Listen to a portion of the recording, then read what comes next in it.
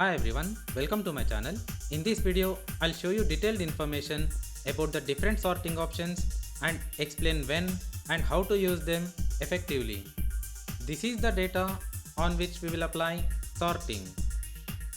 To apply the sort based on a specific column, place the cursor in that particular column. Go to Data tab. In Sort Sheet, click on this option for ascending sort.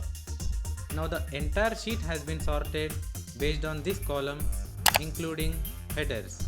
And for descending order sort, place the cursor in A column, go to Data tab, in Sort Sheet, click on this option. Now we will see the second option, Sort Range. We use this option to exclude the header row from the sorting or to sort based on multiple conditions.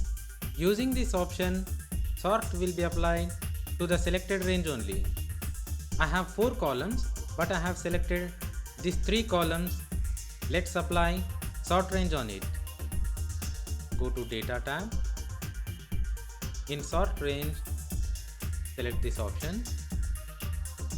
Enable this option so that header names will reflect here.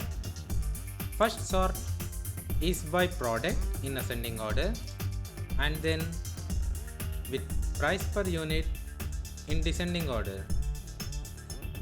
Now you can see that only these 3 columns got sorted and the fourth one remains the same.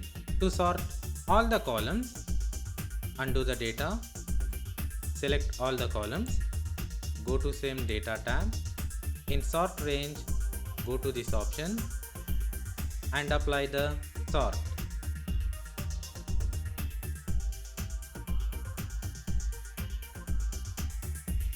Now the sort has been processed on all columns.